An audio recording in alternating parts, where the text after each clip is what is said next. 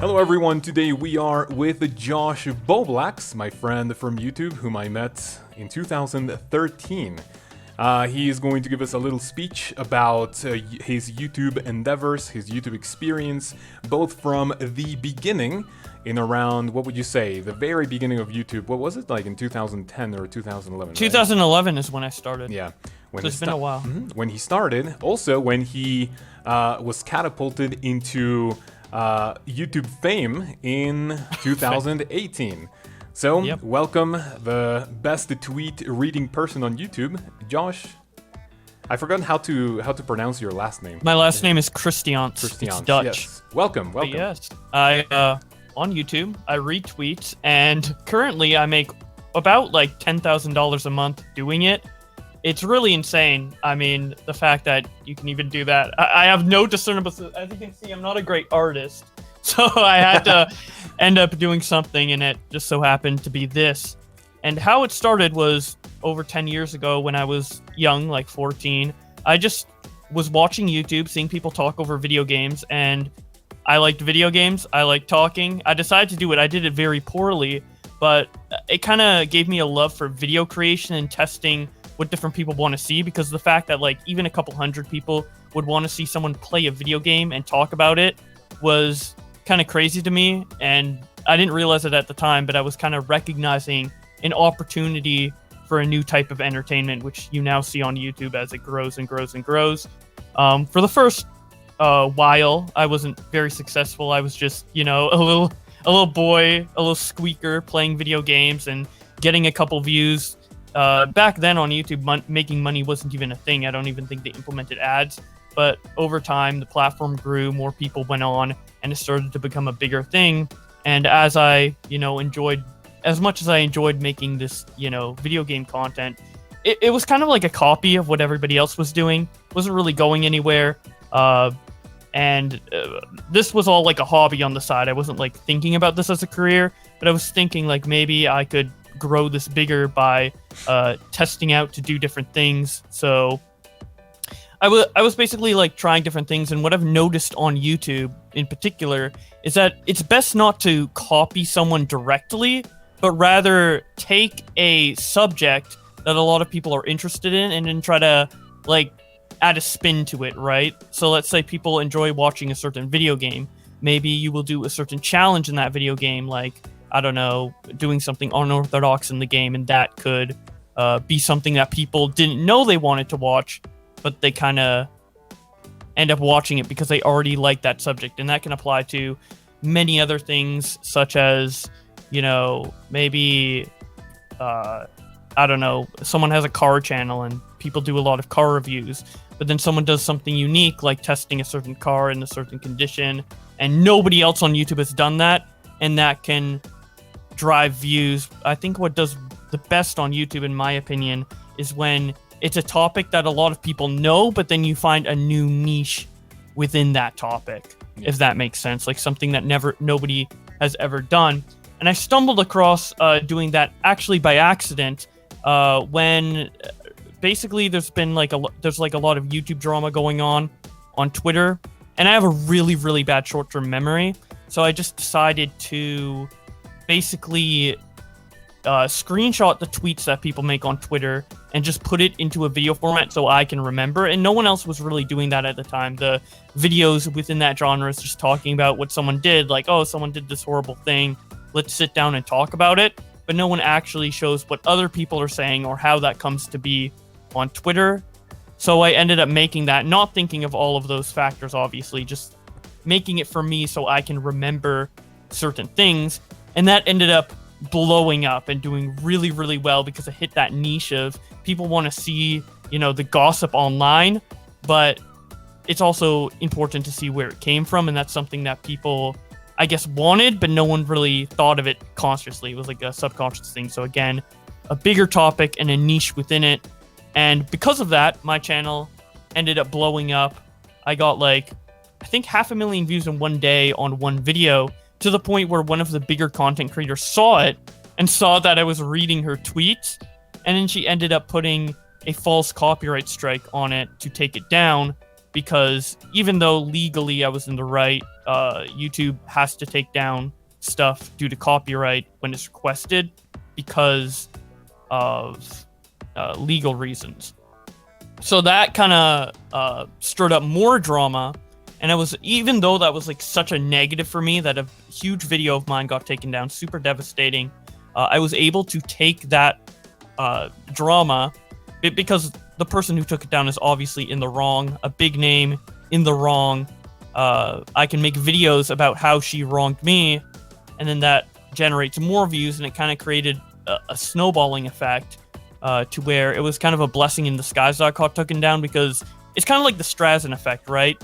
If someone takes something down, more people are inclined to figure out why it was taken down or what's going on there. So I ended up getting a lot of views off of that, and that kind of snowballed me into a position where I get so many views now on YouTube from the videos I continue to make, which is just reading the drama stuff on Twitter, that I ended up slowly making more money to the point where sponsorships noticed me and they wanted to, have me promote their products for a couple minutes in a video in order to, fulfill a sponsorship and making even more, another chunk of change on the side of what I'm making with ad revenue on YouTube. And it just kind of snowballed into what I do now. And what really helped me, in addition to that instance with the copyright strike, is that through my first 8 years on YouTube when I was doing the gaming stuff, I could really analyze like what worked and what didn't in terms of what an audience wants. And I've learned 3 big factors when it comes to growing a YouTube channel, with like 3 main pillars that people look for. It's the quality of the content. Obviously, when you watch a video, you want to be good so people keep watching. It's the advertising of that content, which means like the thumbnail, the title, etc. Because sometimes you can have a bad video, but like a really good clickbait title and thumbnail, and then people end up clicking on it, and that's still a gain. So that's another aspect of it. Sometimes you could have the best video in the world without a good thumbnail, and then it won't do well, or a bad video, but it gets a lot of views because of the good thumbnail. And then the third one is networking, collabing with other creators, talking with other people, such as how I met Sam. So it's that's very important to get a foothold in the community, get people to recognize your name, and if your name is recognized, that can add a lot of incentive to people wanting to watch through my video all the way. Like, for example, if I had great content, great thumbnail, but I was a nobody and people didn't know who I was, people would still watch it. But if you kind of recognize that name from other people mentioning it, you become more inclined to watch that content. So it's those 3 things combined are kind of the formula of how I took that bad situation from the copyright strike and then used my knowledge from the past 8 years and kind of snowballed it into this thing where now I just read tweets on YouTube and I get so many views that I make a lot of money, which honestly feels a little surreal. It feels like I shouldn't be talking to you guys. Like, you guys are in school. You should be talking to me in the future, teaching me something. But it's just funny how the way the world works in that way. Like, I don't know what I would do if YouTube didn't exist. It's I'm not saying I'm a genius or anything. It's just how stuff came to be. So yeah. Nice. So that is the overall, I guess, path of YouTube. Hopefully that made sense. I don't know if I talked about anything that didn't really It did. make sense. But. So tell us one thing. What do you think was the biggest struggle? Because you told us about your path on YouTube, but then it was at the very beginning. I don't think you said that you started with gaming videos, and if you did, it was like super like subtle and tiny. What do you think was the biggest struggle when it comes to gaming videos on YouTube? And then what is the biggest struggle in your genre of videos today? In order to stand out? Yeah. Yeah, so with gaming videos, it was very hard to stand out, and the reason I never made it in that genre is because it's so saturated. So many people do gaming videos. I definitely, if I applied myself, I probably could find like a niche to blow up on, because there's still gaming channels that blow up out of nowhere. Like Dream, for example, he's a huge Minecraft YouTuber that blew up recently. but in comparison to the drama content, there's a lot more competition with the gaming stuff, so it's a lot harder to grow, and that's mainly why I didn't take off in that genre. With the drama genre, I think it's a lot easier to grow because, again, with the networking thing, the whole point of the drama content is to talk about other people, what other people are talking about, and it's a very like more social genre. But gaming is more focused on the product, so you could be like completely isolated, not talking to anyone, and still make content in gaming. But with the drama stuff, it kind of relies on knowing certain names and being introduced to certain creators and stuff like that. So when I get into that community again, my name recognition is so much more higher in a genre that relies on knowing the people within it. So I think it's just easier to grow that way, and also the genre is less saturated. You can introduce a lot more new ideas to it, and I just found it a lot more easier, a lot more welcoming, a lot more easier to connect with different people. So yeah, I just prefer it overall, but gaming's fine too. Nice. So I want to build up on one of the things you mentioned, which is basically networking, right? When it comes to gaming, you can be really good at a game, and it's like it's a 50-50, right? You are never discovered, and you are, making videos to, I don't know, maybe 100 people or something, and you never get that big break.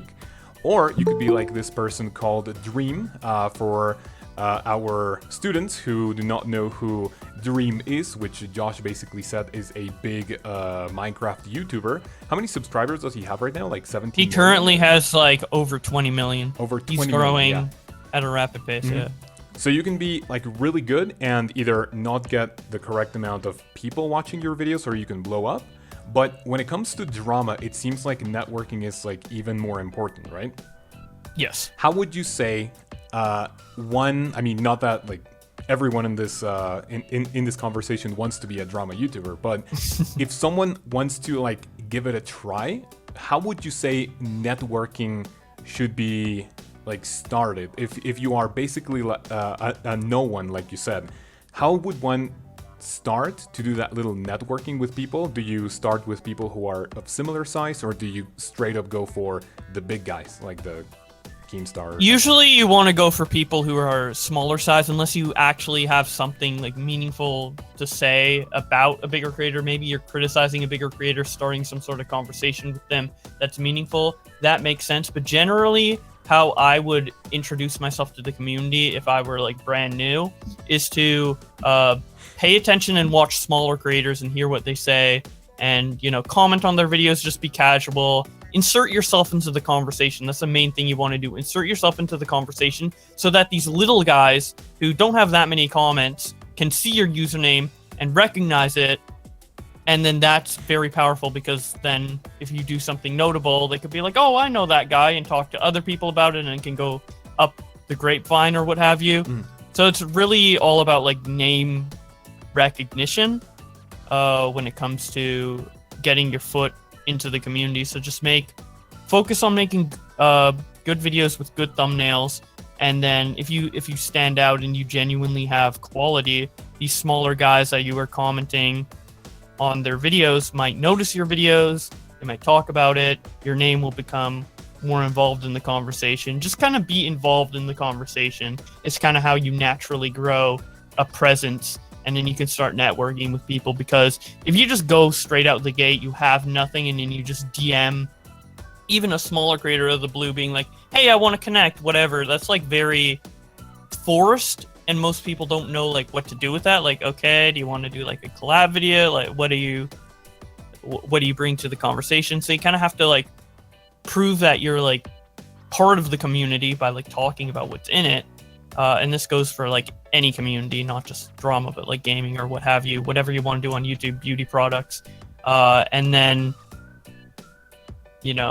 kind of naturally start creating content, start inserting yourself into the conversation, get some name recognition, and then it will kind of all go up from there in terms of networking. You don't want to force it, it's a very gradual, natural thing. Just like you don't want to force becoming someone's friends. Like, hey, you over there, I want to be your friend.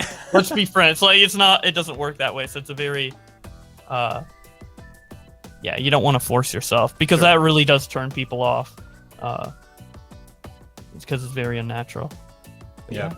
So we have a lot of people that, although they know YouTube, so for example, I would say everyone here in this conversation knows like maybe a few YouTube celebrities. They know how to browse through YouTube, their playlists, like favorites and everything. But what about the more technical things? Like what does clickbait mean? What is a thumbnail? Like what is the YouTube algorithm?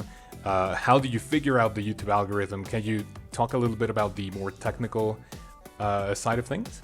Yeah, so for thumbnails and titles, they're obviously probably the most important part of the video, because your main goal, your two main goals on YouTube is your video is going to be competing with a sea of other videos. So when people see a video on the sidebar, you want them to click yours, and then you want them to watch as much as your video as possible. So those are the two main goals. Sounds pretty obvious, but then there's a lot of things that go into making that goal happen. Number one is to first get the click.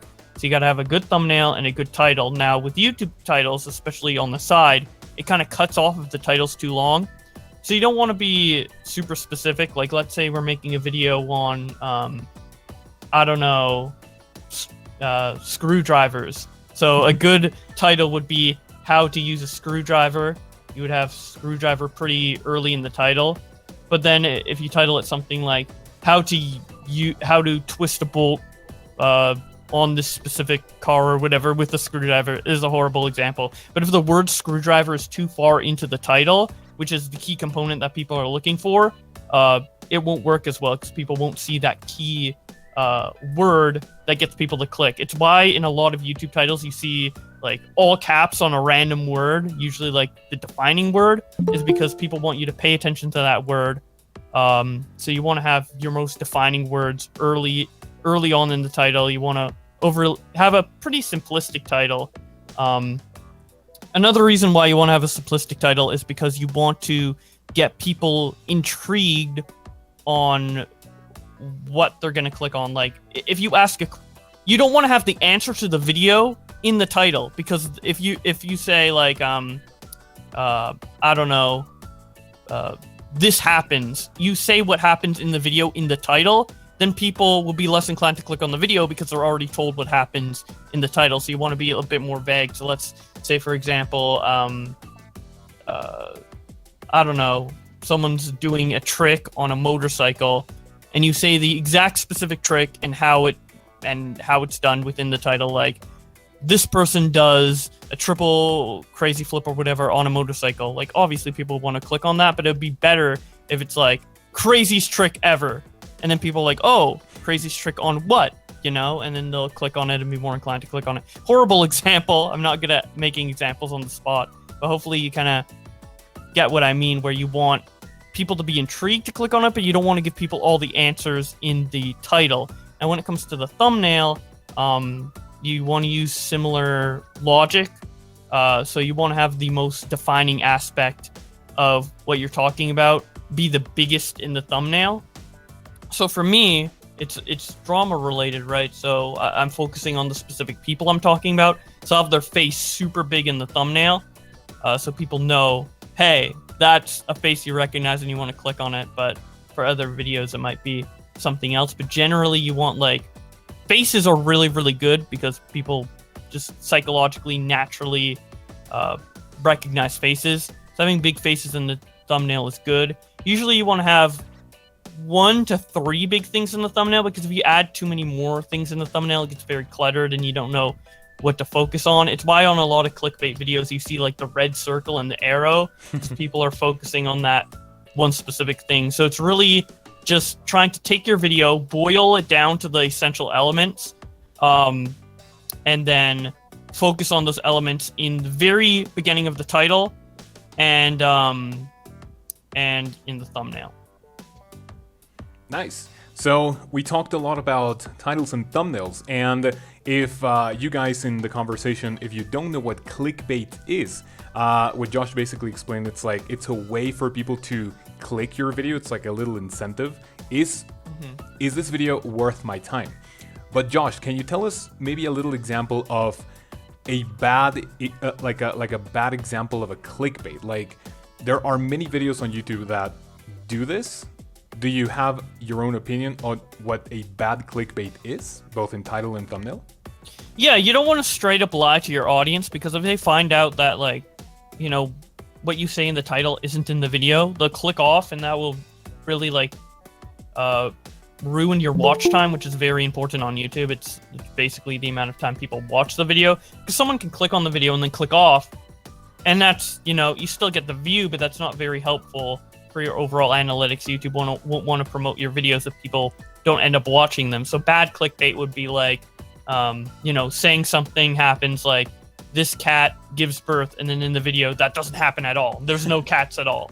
That'd be horrible. People would click off, and it won't do well for your channel. So you can exaggerate. Exaggerating's good, but if you completely lie, it's not very useful. It doesn't turn out well. So nice.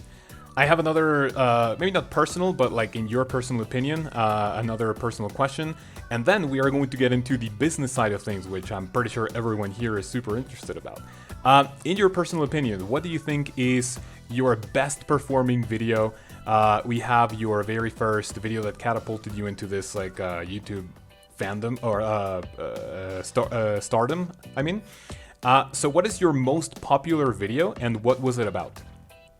my most popular video currently is called Twitter versus a Lindy, which is about a Twitch streamer who's like a female Twitch streamer, very attractive looking, and she threw her cat over her head, and that caused controversy because people are like, what the hell, animal abuse? And they made memes about it on Twitter, talked about it on Twitter, and I talked about it. One of the main reasons why I think that video is big is because it caters to an audience of people who are kind of fed up with, I guess there's like younger boys who are fed up with attractive girls getting to do whatever they want with it. So those younger teenagers end up watching that video for that reason. People just think it's funny. I honestly don't know why it has as many views as it does. I feel like there's other videos I've made that probably deserve to have more views. But yeah, that's the video that has the most views. So that's kind of what I got from it on why. But some things are even a mystery to me, not completely planned out. So I just make whatever. Nice. Okay, so now we get into some of the most important parts of the video. Not the video, the conversation.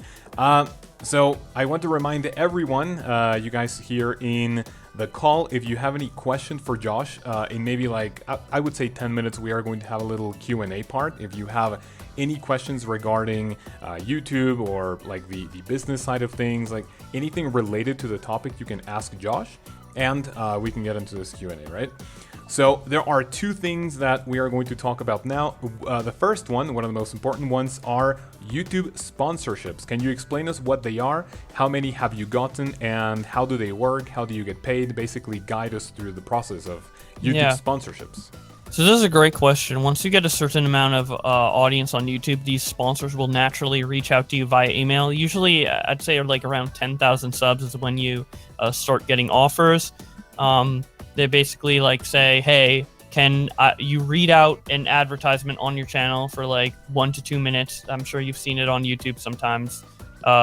People getting sponsored to do an ad read, and then you do the segment, you send it to them, and if they like it, you put it in the video, and they will pay you a couple $1,000s usually to promote their thing. So it's relatively simple. There's not too much complexities to it. You just gotta wait for someone to reach out and then accept it and do it and get paid. It's relatively simple.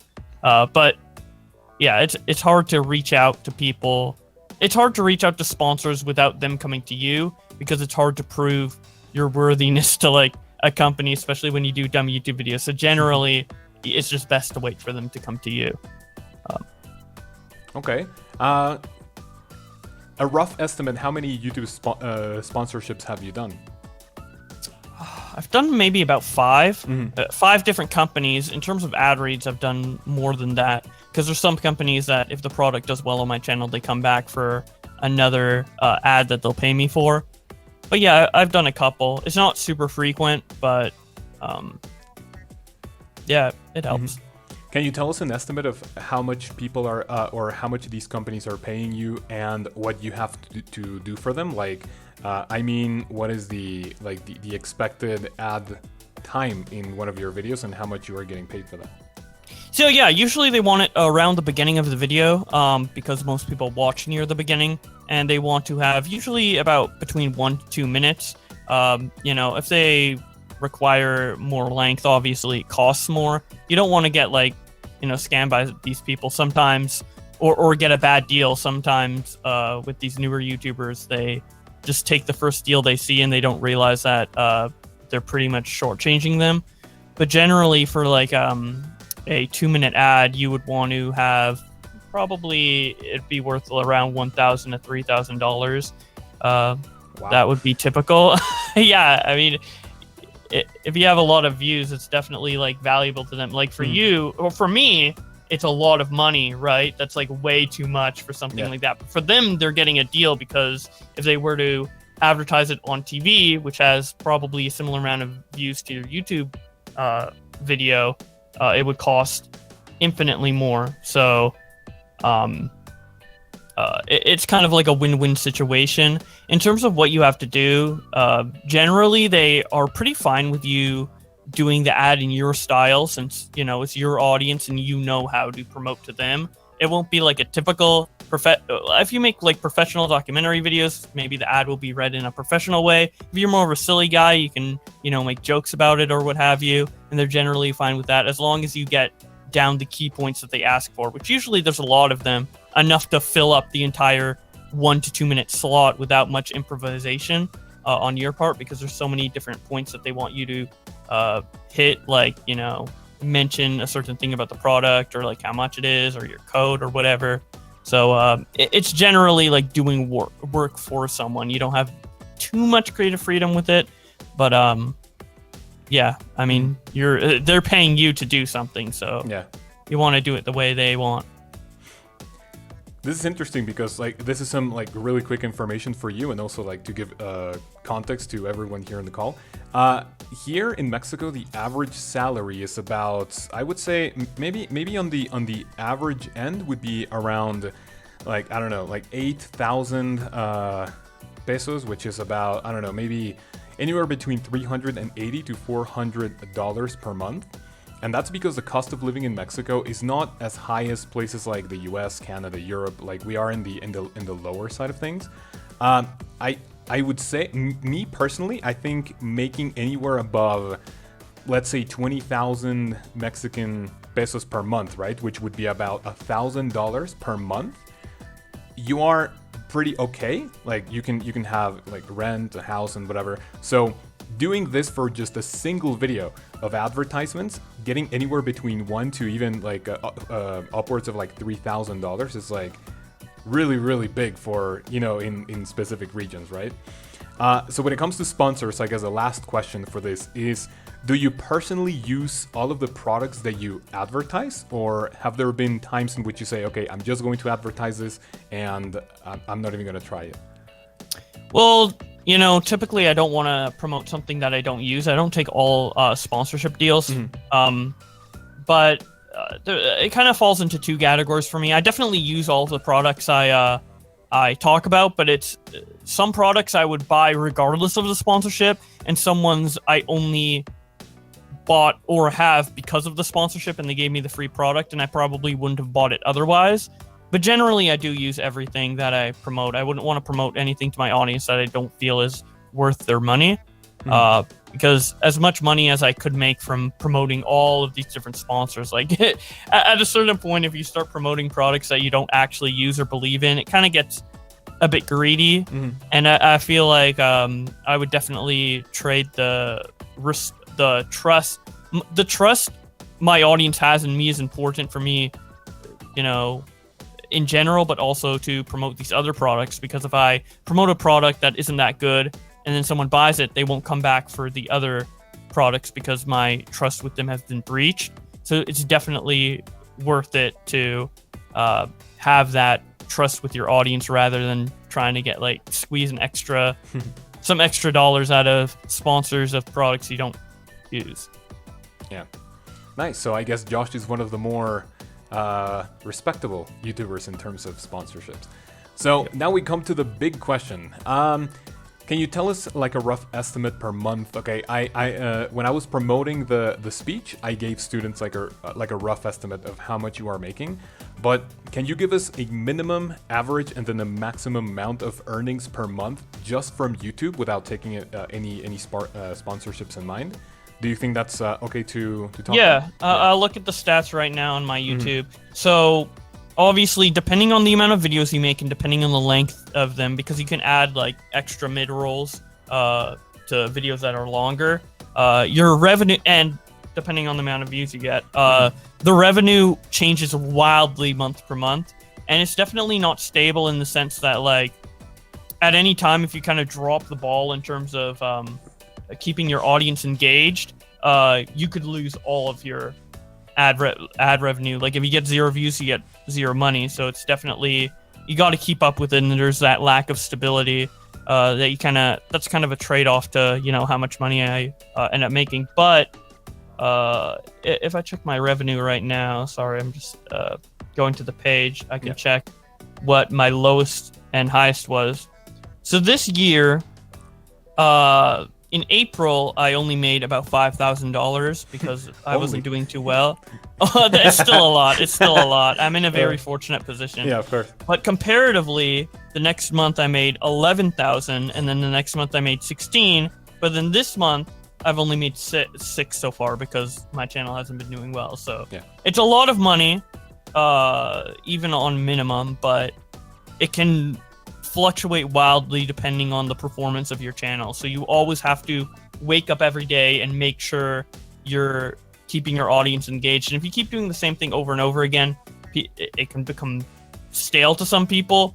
So you got to always kind of reinvent the wheel and be on top of your game in terms of keeping your audience engaged with your channel. So that's kind of like the worry. But even on the most minimum days, I'm making a lot of money, so I'm not complaining in the slightest. It's just something you got to pay attention to if you're doing this. Nice.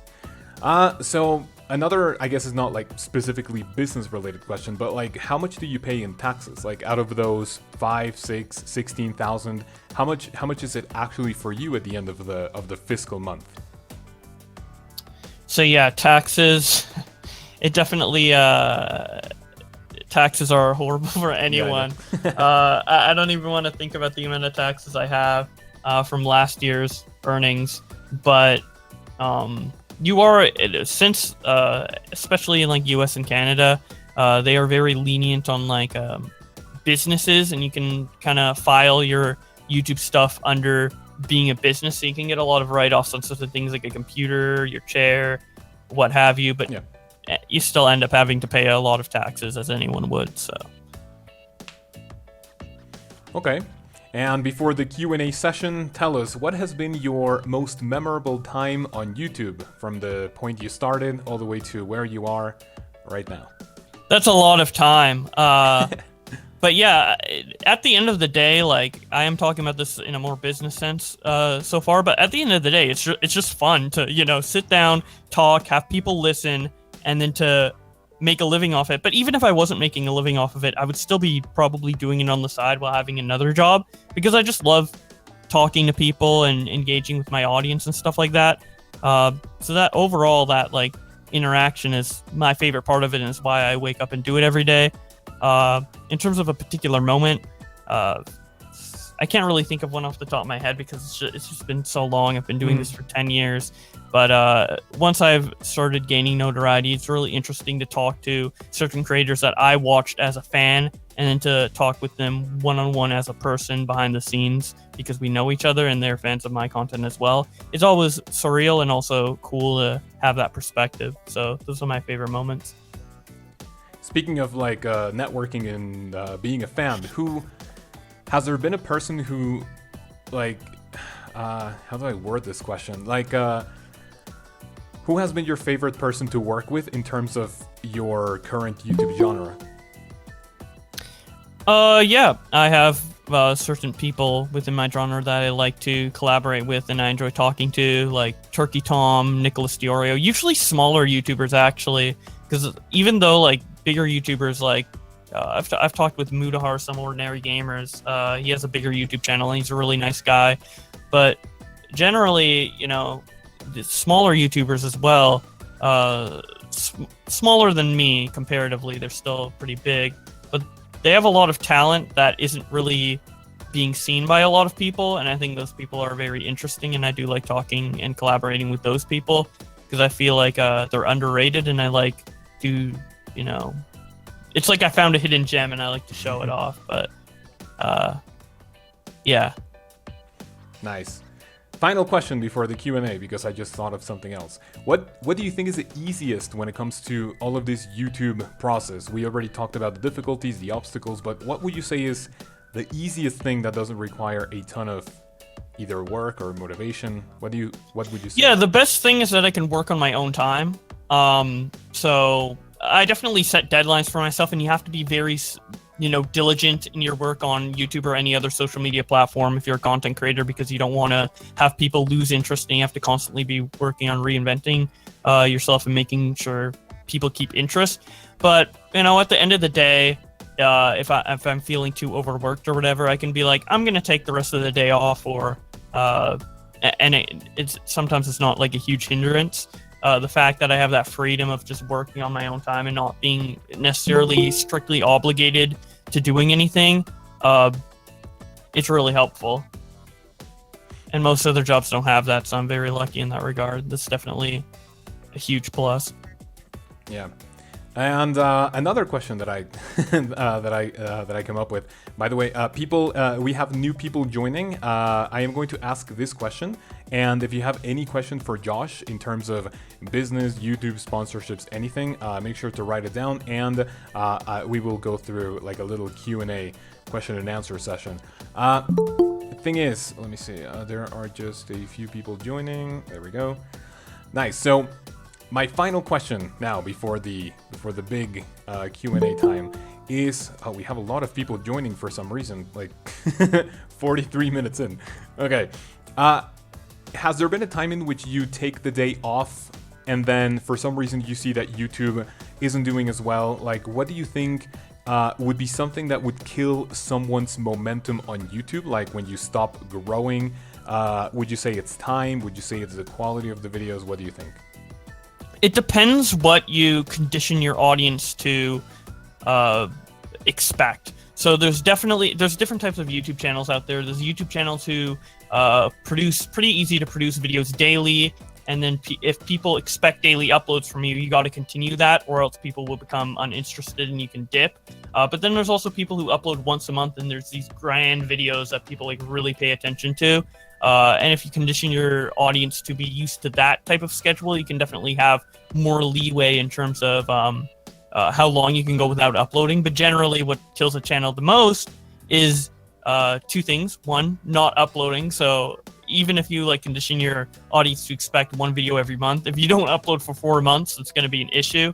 And then two is becoming too stale or stagnant. Like if people feel like they're watching the same video from you over and over and over again, but just like a slight different variation, sometimes people enjoy that, but also sometimes people get bored of that. So you definitely need to be aware of the fact that you gotta make something that doesn't feel like a complete retread of your previous video. Because if you just keep making the same thing over and over and over again, it can work for like a couple months, maybe up to a year, but then maybe the views will dwindle because it's not as fresh of an idea as before. Perfect. Okay, no more questions this time. Perfect. No more questions from me. Everyone joining, we have like maybe 3 or 4, even 5 more people. I will give you a quick context because this was mentioned at the very beginning of the speech. I'll give you like a very brief explanation of what Josh is here to talk about. And if you have any questions regarding YouTube, sponsorships, views, how to start, like maybe not like from scratch how to start your own channel, right? Just maybe like 1 or 2 tips. He is my friend since what was it, March of 2013, right? We Yes. we made our first video. It's very nice. He lives in Canada, and he's going to. I mean, this is just this is a very personal thing, but I think it's really fun to mention. He's going to come to my wedding in October, so that's pretty nice. Josh right here has a YouTube channel of 280,000 subscribers, and like the promotional image said, he makes on a bad month, the bad in quotation marks, about $5,000, going all the way up to $15,000, which in Mexico, yeah, it's life-changing money actually. Yeah, even here it's life-changing. Yeah, of course, nice. So yeah, that's the thing. He told us about, just a little bit about the origins. He didn't like go into detail about like the origins. He used to be a gaming channel. He told us like certain like a couple of things that you should watch out if you want to make your own channel, your own videos, and he gave us a few tips and a few just a little bit of information as to how he gained that initial exposure and how he got to where he is today. So it is time for you guys. Josh, I am going to hand it over to the participants. For some reason we have 21 people. That's very nice. And yes, if you guys have any questions, make sure to unmute your microphone and start speaking, because it's not like Zoom where you can like raise your hand or whatever. I don't think I see any I don't see any type of option for like that little Zoom like raising your hand so you can speak. So if you have any questions, start speaking right now. Let us know if you have anything to say, or if you just want to like maybe give a little comment. That would be nice. So any Q&As? Anyone unmuting their microphones? Any questions? Or have we been talking to people not present in the call? Okay, let's see. I think that we need to hear about Josh a little bit more, because we just are here like 3 minutes ago. So maybe, yeah. Sorry, but maybe you can help us with that. I have a question, but yes. I want to hear more before to say something. Mm-hmm. All right. Yeah. So to give, I guess, a quick summary, I do YouTube, and I read people's tweets about other content creators, and people are interested in hearing what other content creators want to say about each other. It's like a gossip thing. So I get a lot of views off of that, and on YouTube, if you don't know, you can place ads on the video, and you earn a certain amount of revenue per views, and I get like around 100,000 views per video, which with the amount of videos I make can go up from every month I can range between making $5,000 to $15,000. So yeah, for the last 40 minutes I've just been talking about how that came to be, and then the strategies and different tips that I used in order to get myself into that position, because obviously you can't just create a YouTube channel and have everybody watch it immediately. You gotta gain interest. So yeah, that's Okay, Josh. I mean, how can I start doing something on YouTube and doing good? how can you start on YouTube and do well? That is like really tough. So the definitely the hardest part about YouTube is getting started, in my opinion. As I mentioned previously, I was doing this for 10 years and I was kind of like unsuccessful for the first 8, and then it became a career later on. It's definitely best to do YouTube as a hobby on the side and try to like figure it out, rather than, you know, put all your eggs into that basket and expect it to be a career off the bat. But the 3 main things that I've learned in order to grow is to have the 3 main pillars is to have content that people want to watch all the way through, to have thumbnails and titles that people want to click on, and then also to network with people within the community that you're making. And then another way to grow is to kind of do a subject that people are interested in, but find like a niche within it. Like, let's say everybody likes ice cream, but then you talk about the creation of ice cream, and that's like something super niche that not a lot of people do. So it's like an overall thing that everybody likes, but then a very specific thing that people might be interested in, didn't know that they want to click on it, and then you click on it. So that's those are kind of the main tips in order to get into it. Okay, Josh, thank you. I have more questions, but maybe one of them maybe Ricardo, Brian, Julio, I don't know who, they want to say something. Okay, so let's wait for them. Unmute your microphone, and I don't. Don't be shy, please. Don't be shy. He's my friend. He can be your friend too. We can be friends. I have a question. Oscar, go ahead. I want to know if you start like editing your videos by your own, or like you right now have like a team that do that stuff. Oh, so do I have a team that works for me? So when you get bigger on YouTube, you can definitely hire help to cut down on certain things, which is very good for like time management. And if you want to do more complicated things on YouTube that take longer in terms of your videos, or just want to produce more content in general, a lot of people definitely go for to hire an editor to help trim down on time if you don't want to edit yourself. For me personally, I just do everything on my own because that's kind of how I prefer to work. But it probably would be better if I did hire help. There's a lot of ways in which you can utilize that.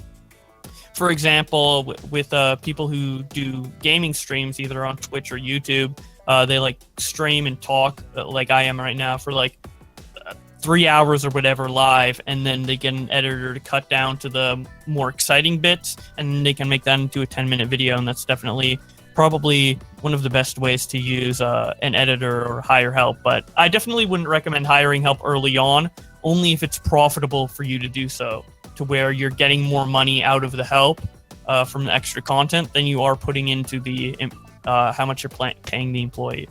So I wouldn't do that early on, but it's definitely like a huge help if you're bigger. Oh, good question. Thank you, Oscar. Yeah, thanks. Okay. Who else? Who else has a question?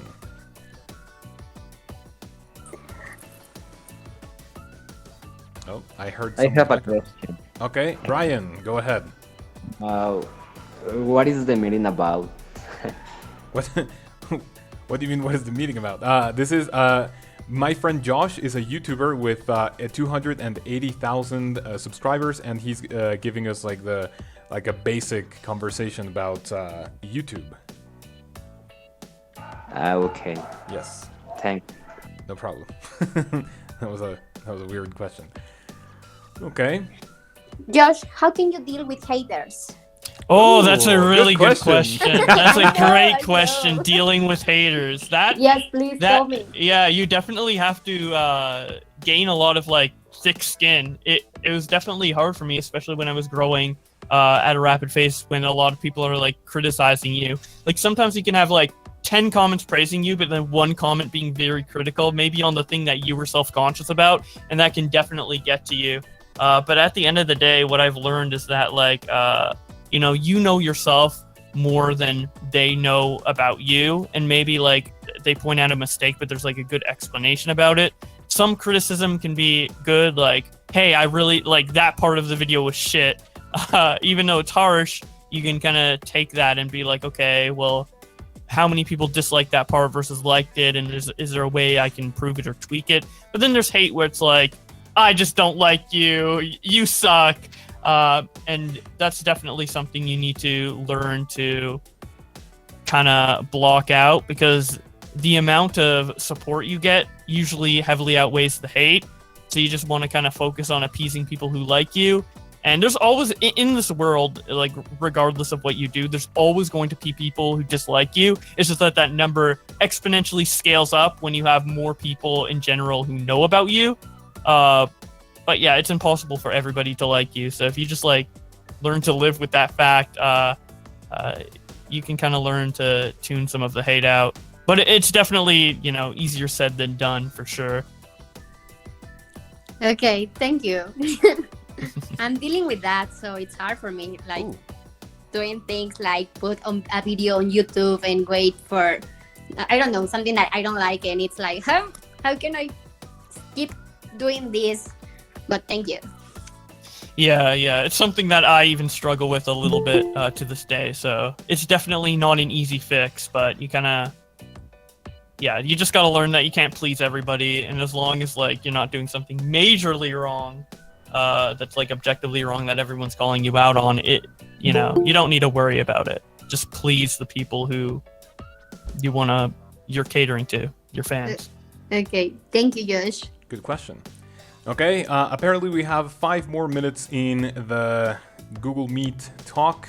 For some reason I was going to use Zoom, but there was no available account to do so. So, Josh, do you have any big haters working on the other question? Just say yes or no, and then like. Yeah, sometimes there's bigger haters than just people in the comments who can be like other YouTubers who are very critical of you. Sometimes you can watch their videos and find some legitimate criticism in there, but a lot of the time, obviously, people are just hating because they're jealous or they don't like something you did or they're overly emotional about something.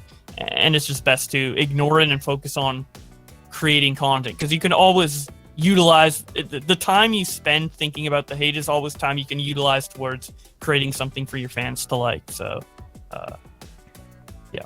Nice. We have time for 1 or 2 more questions, so if you guys would like to ask something to Josh, big famous YouTuber, 280,000 subscribers, because we have a few people joining in that maybe didn't know the context of the meeting. Maybe like 1 or 2 more. I think I heard something. Okay. Guillermo, hello. I have a What's your Hello. question? I want to ask you if you have had moments when you get bored of what you do, and if so, what do you do to motivate yourself? That is a great question, and something that after years of just reading tweets is something even I'm struggling with a little bit now.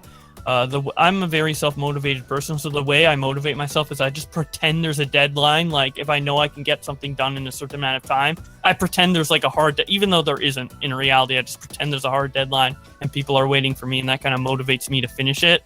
But some days it definitely can get boring, but another way to like keep it more interesting for yourself and maybe even the viewers is to try something new, like implement a new thing into your video that you're like excited about, and find something you're excited about to talk about in the video. Because at the end of the day, like, the reason you started doing your channel is because you love some aspect of it, and even if you fall out of love of it after like repeatedly doing it, there's always like some other aspect that you could fall in love with or re-fall in love with. So you definitely just should experiment with trying different subtle little things to try and keep your content fresh in order for you not to get bored, but also for your audience to not get bored.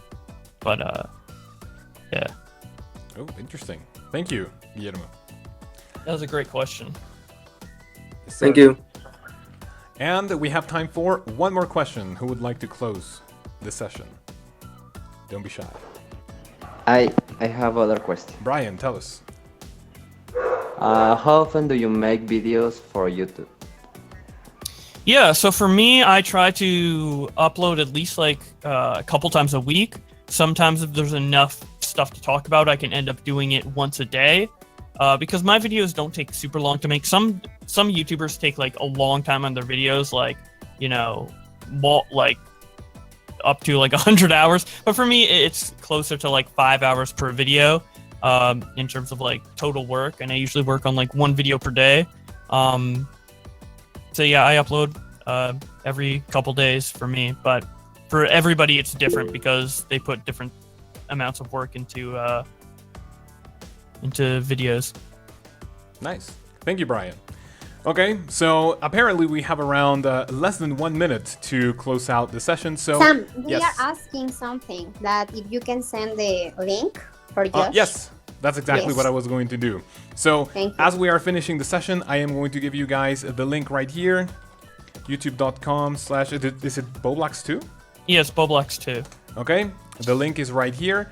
And hopefully you guys check Josh out. He does really funny videos. But that's, sorry, the call is about to end. But thank you guys very much for watching or for coming. Sorry to end this thing very abruptly. But yeah, well, hopefully you can see Josh. Thanks for your questions.